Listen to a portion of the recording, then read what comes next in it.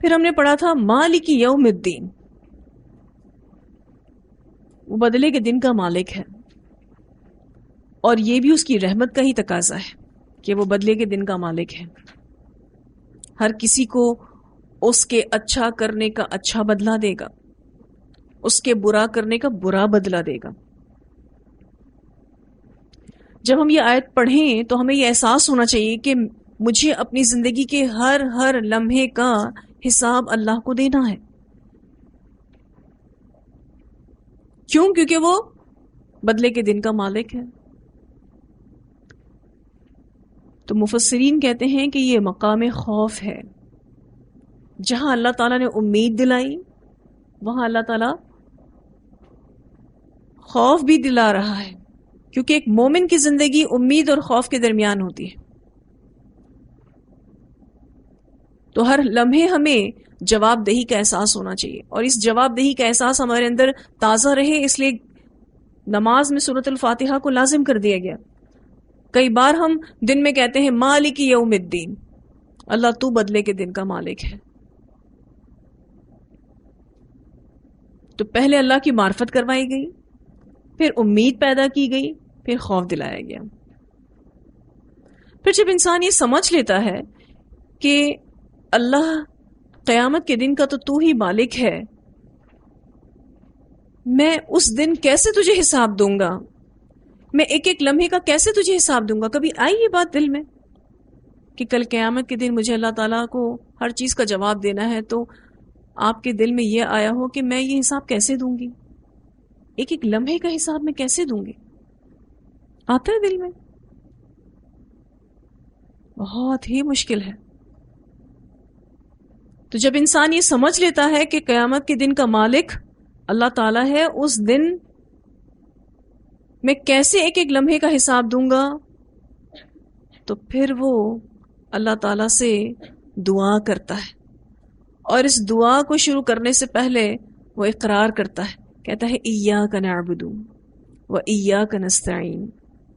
اور مفسرین کہتے ہیں کہ یہ مقام قرب ہے کہ اللہ تو ہی ہمارا حساب آسان کرنا، کیونکہ ہم تو لمحے لمحے کا حساب نہیں دے سکتے. عربی زبان میں اس آیت کو درست اور آسان عبارت کے اعتبار سے ایسا ہونا چاہیے تھا نعبدک و نستعینک. یہاں جو آپ پڑھ رہے ہیں نا ایاک نعبد و ایاک نستعین، اس کو عربی زبان میں درست اور آسان عبارت کے اعتبار سے یوں ہونا چاہیے تھا نعبدک و نستعینک.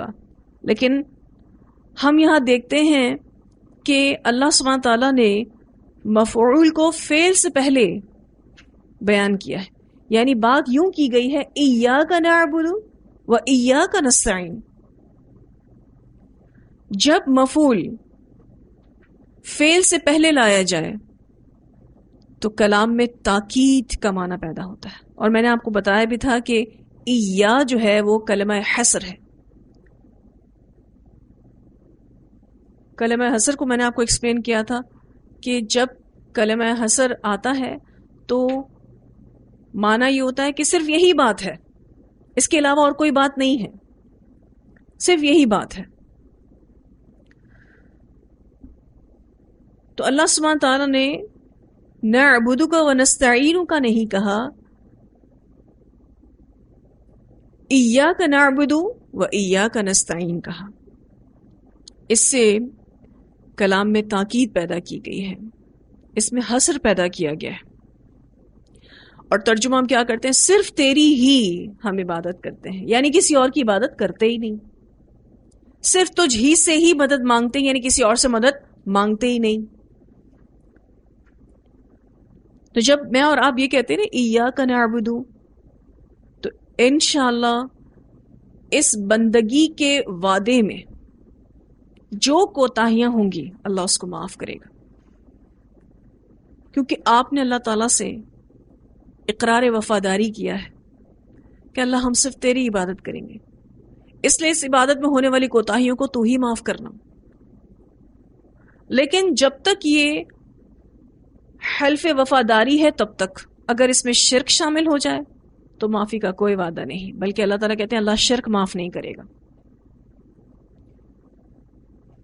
یعنی بندگی میں ہونے والی کوتاہیاں تو اللہ تعالیٰ معاف کر دے گا، لیکن اگر اس بندگی میں کسی اور کو شامل کیا گیا، شرک کیا گیا، بدعت کی گئی، اور شرک اصغر یعنی ریاکاری کی گئی، تو اللہ پھر اس کو معاف نہیں کرے گا. کیوں؟ کیونکہ اس نے اقرار کیا تھا ایاک نعبد، لیکن وہ اس کے خلاف جا رہا ہے.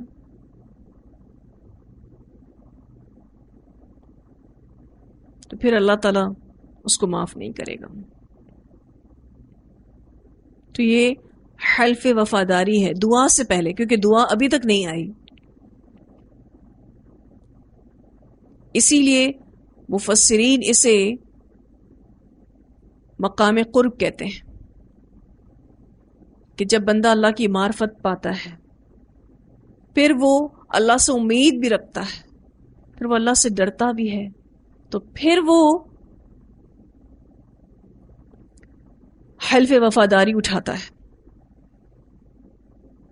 جیسے ہی وہ حلف وفاداری اٹھاتا ہے اسے مقام قرب نصیب ہوتا ہے. کہتا ہے اللہ صرف تیری ہی عبادت کرتا ہوں، صرف تجھ ہی سے مدد مانگتا ہوں، صرف تجھ ہی سے مدد مانگتے ہیں اس دنیا میں کامیابی کے لیے، قیامت کے دن کی کامیابی کے لیے. اللہ صرف اور صرف تیری ہی مدد چاہیے اور کسی کی مدد نہیں چاہیے. یعنی ہم بہت سمپل بات اگر کرتے ہیں تو ہم اللہ تعالیٰ کو یہ کہہ رہے ہیں کہ اللہ تعالیٰ تیرے سوا میرا کوئی نہیں، عبادت بھی میں صرف تیری ہی کرتا ہوں، اور جب دعا کرتا ہوں تو بھی صرف اور صرف تجھ ہی سے کرتا ہوں، کسی اور سے نہیں کرتا. اب آپ دیکھیے کہ سورۃ الفاتحہ کی کتنی ڈیٹیلز ہیں. ہم سورۃ الفاتحہ پڑھتے تو ہیں پر کہتے نہیں ہیں. اب آپ کہیں گے پڑھنے اور کہنے میں کیا فرق ہے؟ کوئی بھی کتاب اٹھا لیجیے، کوئی بھی اسٹیٹمنٹ آپ پڑھ لیتے ہیں، آپ نے وہ اسٹیٹمنٹ پڑھ لی، وہ عبارت آپ نے پڑھ لی، لیکن جو بات آپ کہتے ہیں وہ ایسے ہی نہیں کہتے. اسی لیے کہنے اور پڑھنے میں فرق ہے. تو اب سورۃ الفاتحہ کی تلاوت کرنی ہے نماز میں، جس کو آپ یہ کہہ سکتے ہیں کہ سمجھ کر پڑھنا، سمجھ کر کہنا کہ ہم کیا کہہ رہے ہیں اللہ تعالیٰ سے، کیونکہ ہم کہتے وہی ہیں جو ہم مانتے ہیں، جو ہم سمجھتے ہیں اور جو ہم عمل کرنا چاہتے ہیں. بہت بہترین صورت الحمدللہ ہمیں دی گئی، جس کو اللہ تعالیٰ نے ام القرآن کہا، ام الکتاب کہا. مزید تھوڑی سی اور وضاحت، یہ جو ہم بات کر رہے تھے ایاک نستعین، اللہ تعالیٰ ہم صرف تجھ ہی سے مدد مانگتے ہیں، اس میں بھی اتنی شدت ہے جتنی ایاک نعبد میں تھی، ٹھیک ہے؟ لیکن ہم تو ایک دوسرے سے مدد مانگتے ہیں، پلیز آپ یہ کر دیجئے، پلیز ذرا یہ اٹھا دیجئے. ایون انبیاء بھی اپنے اصحاب سے مدد مانگا کرتے تھے، خود رسول اللہ صلی اللہ علیہ وسلم بھی اپنے اصحاب کی مدد لیا کرتے تھے. حضرت عیسیٰ علیہ السلام کے بارے میں آتا ہے، انہوں نے اپنے حواریوں سے خود کہا تھا من انصاری الی اللہ، اللہ کے اس راستے میں میری مدد کون کرے گا؟ حواریوں نے جواب دیا تھا نحن انصار اللہ.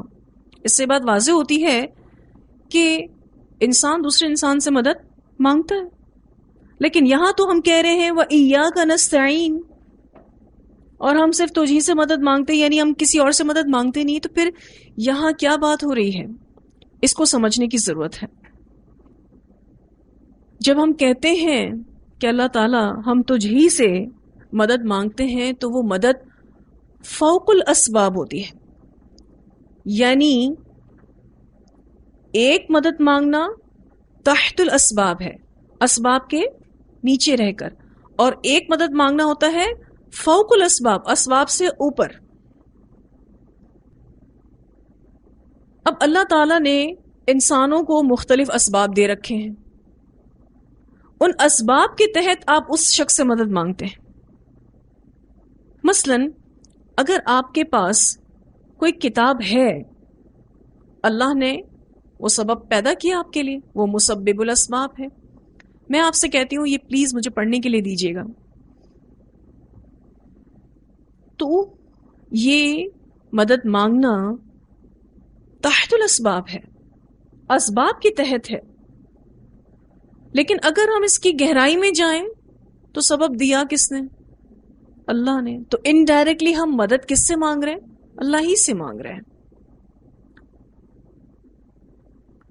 اور یہ تحت الاسباب مدد انبیاء نے بھی مانگی، صالحین نے بھی مانگی، ہم بھی مانگ سکتے ہیں. یہ کوئی شرک نہیں ہے.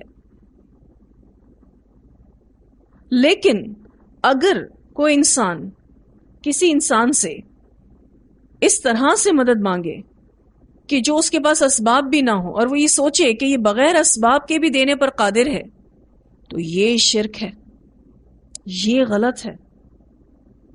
جیسے صاحب قبور سے لوگ مانگتے ہیں، قبر والوں سے لوگ مانگتے ہیں کہ ہمارا فلاں کام بنا دو. اب بتائیے اس کے پاس تو زندگی ہی نہیں.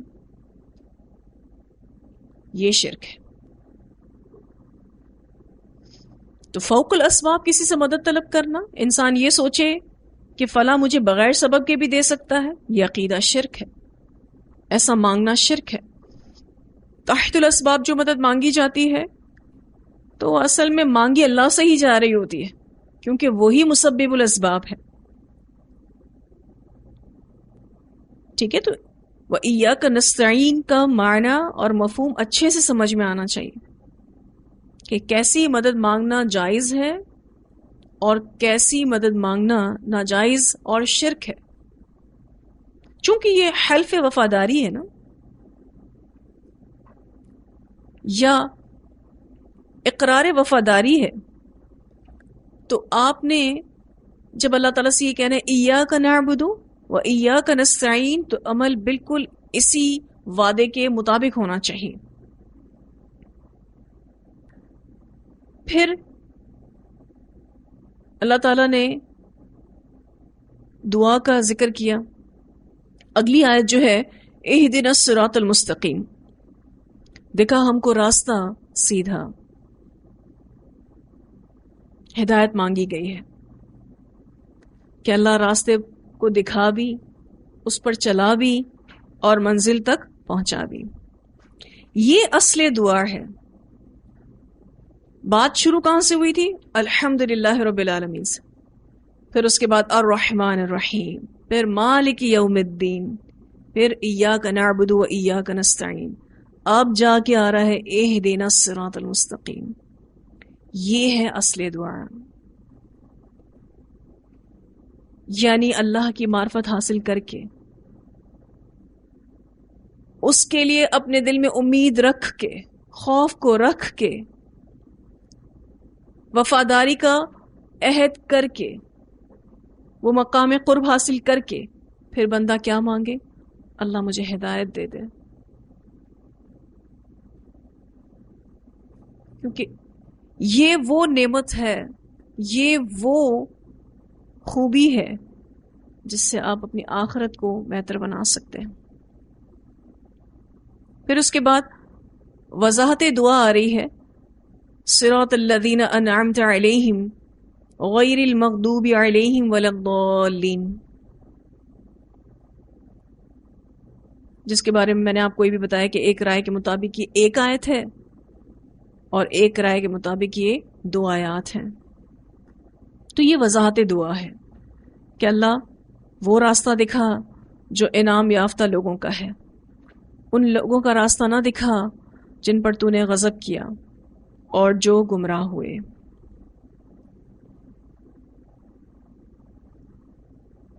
پھر ہم نے آپ کو یہ بات واضح کی تھی کہ المغضوب علیہم سے مراد یہود ہیں، اور اس کی دوسری مراد وہ لوگ جو علم کے ساتھ بھٹکے.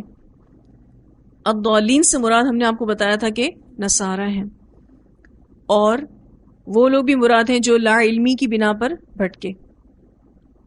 اور اس کے سارے ریفرنسز ہم پچھلی تفسیر میں بیان کر چکے ہیں، جو قرآن سے بھی تھے اور حدیث سے بھی تھے. یعنی اللہ ہمیں تو ان لوگوں میں سے نہ کرنا جو جانتے بوجھتے بھٹکتے ہیں، اور ان لوگوں میں سے بھی نہ کرنا جو لا علمی میں بھٹکتے ہیں۔ تو سورۃ الفاتحہ وہ سورت ہے جس میں قرآن پاک کا خلاصہ ہے۔ میں نے آپ کو اس کا ایک نام بتایا تھا، ام القرآن، ام الکتاب،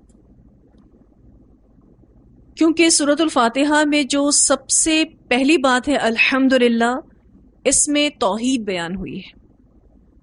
جب آپ کہتے ہیں نا اللہ تعالیٰ سب تعریف تیرے لیے، کل شکر تیرے لیے، تو اس میں توحید کا بیان ہے۔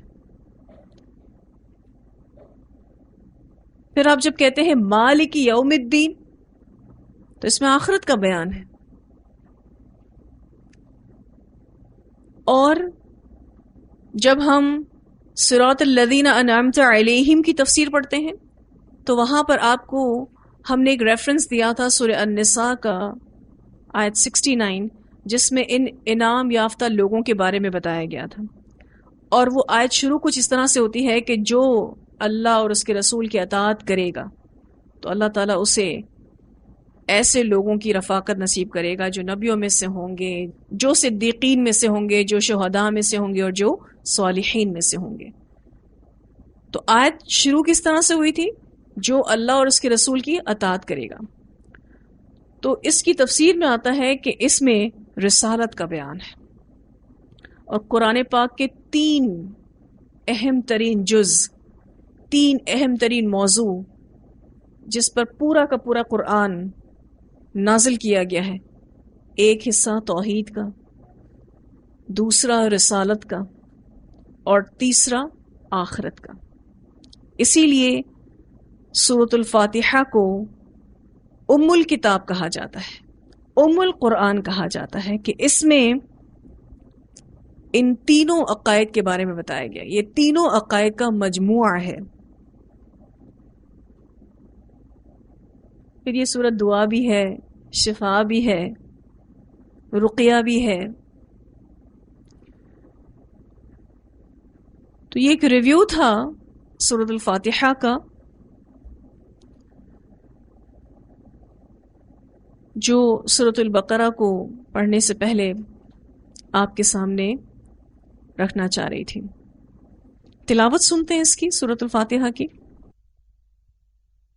اعوذ باللہ من الشیطان الرجیم، بسم اللہ الرحمن الرحیم،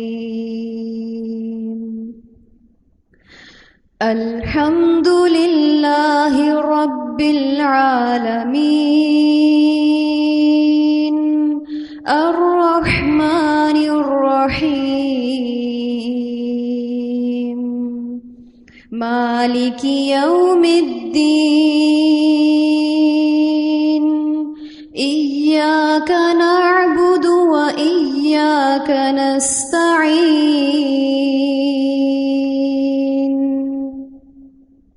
اہدنا الصراط المستقیم،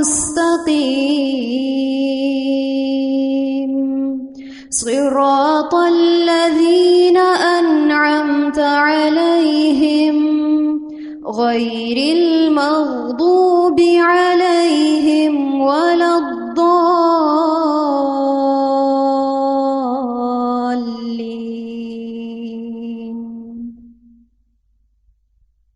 ایک اور تلاوت سنتے ہیں۔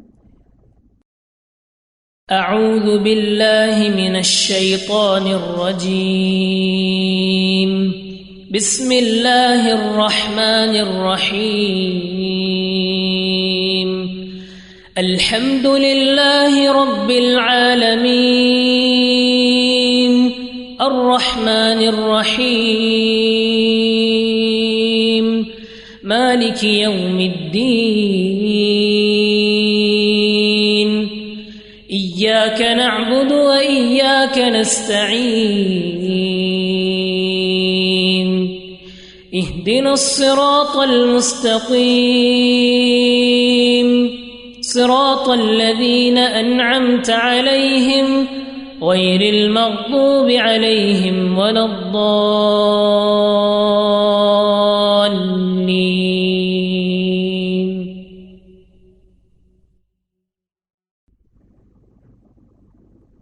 جی، تو اب اس نیت کے ساتھ انشاءاللہ روزانہ نماز میں سورۃ الفاتحہ پڑھیں گے کہ اللہ ہمیں مقام معرفت نصیب کرے، مقام امید نصیب کرے، مقام خوف نصیب کرے، مقام قرب نصیب کرے، پھر ہم اللہ تعالیٰ سے صحیح معنوں میں سچے دل سے حلف وفاداری کرنے والے ہوں، پھر ہدایت مانگے اللہ سے، پورے احساس کے ساتھ ہدایت مانگے۔ پھر ہمیں کیسی ہدایت چاہیے وہ وضاحت بھی ہمارے ذہن میں ہو۔ یہ جو پوری صورت پڑھ کے آپ کہتے ہیں نا آمین، تو آپ کیا کہتے ہیں؟ اللہ تعالیٰ ہماری اس دعا کو قبول فرما، ہمیں نامراد نہ لوٹانا۔ کتنا بہترین انعام اللہ تعالیٰ نے سورۃ الفاتحہ کی شکل میں ہمیں دیا۔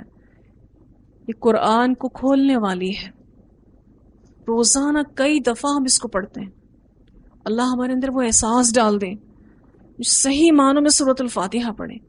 آپ صرف یہی پڑھ لیں تو آپ کی نماز ہو جاتی ہے، یہ نہ پڑھیں تو نماز نہیں ہے۔ آپ سوچیں اس کی کیا ویلیو ہے اس سورۃ الفاتحہ کی۔ آپ ایک بار پڑھ لیں آپ کو شفا نصیب ہوگی انشاءاللہ۔ کتنی بہترین صورت ہے۔ تو اس وضاحت کو یہیں روکتے ہیں۔ وآخر دعوانا ان الحمد للہ رب العالمین۔ سبحانک اللہم وبحمدک نشہد ان لا الہ الا انت نستغفرک ونتوب الیک۔